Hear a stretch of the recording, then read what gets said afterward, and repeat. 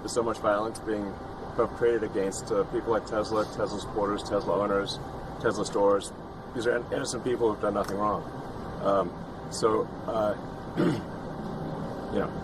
But nobody's been. I mean, there's been some physical damage, a little damage, and we want to keep it that way because I don't want to say this, it's just not the appropriate, but law enforcement's out there watching everybody. We don't want this to happen. And not to somebody that's been so good to our country. He didn't have to do this. He didn't have to go through this. And we can't let it happen. And aside from that, I happen to love the product. It's a lot nicer if you also happen to love the product. And he's done a really good job. Go ahead, Peter. Is there, I guess this is for Elon Musk, is there a discount? President Trump wrote the art of the deal. Is there any kind of room for negotiating here? Let me answer that. I know he'd give me a discount, but honestly, I don't want to ask for one. You know, I'm president, so I want to pay full price. And what is your message, President Trump? Buying a new car while there are some folks who will see this clip at home and they are struggling with their retirement accounts down at the moment. Uncertainty about work ahead. Well, I think they're going to do great. I think our country had to do this. We had to go and do this. They've taken away, other countries have taken away our business. They've taken away our jobs. I did it initially very strongly against, as you know, China and some others in the first term.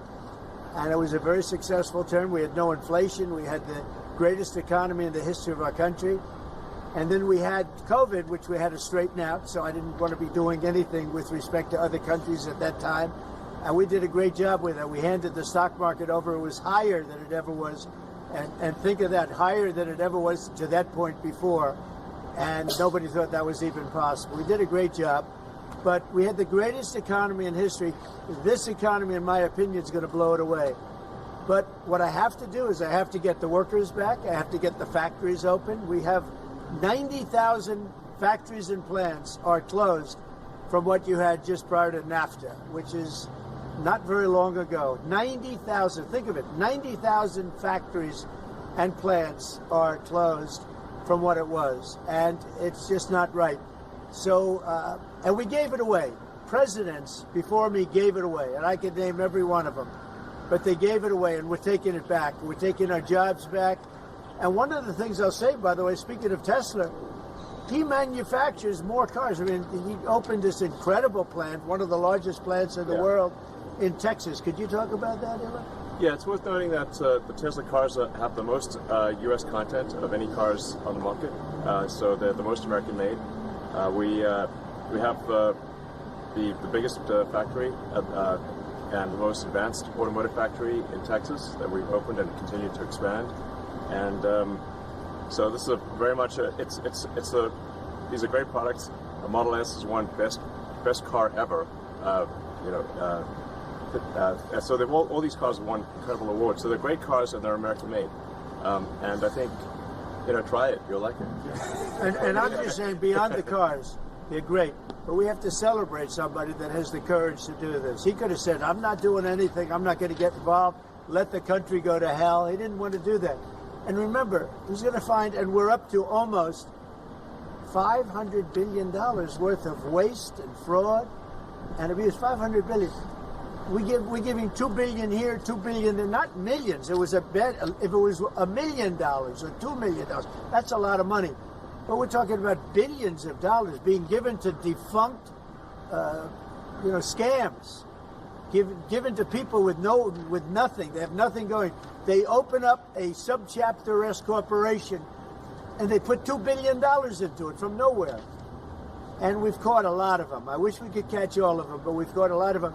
And he's been largely responsible. So we have to celebrate him. And it's not that he's conservative. I don't even know if he's conservative.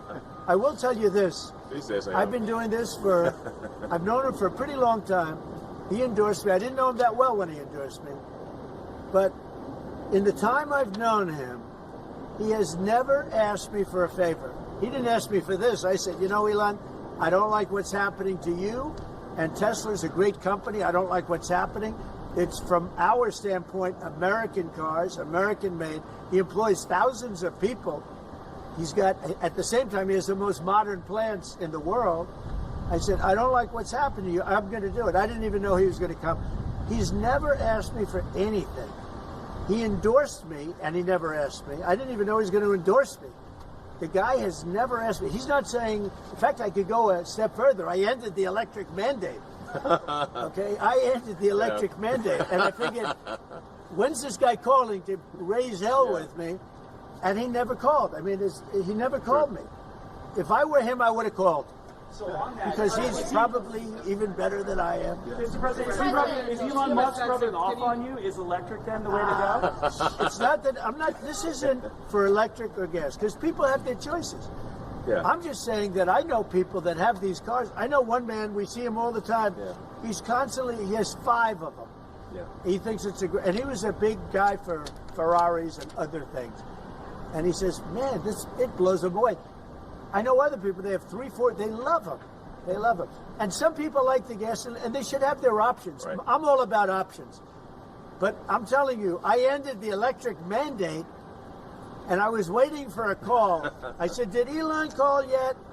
They said, "No, sir." The next day, "What about Elon? Did he call?" He never even mentioned it to me, never complained. Until this moment, I'm just bringing it up.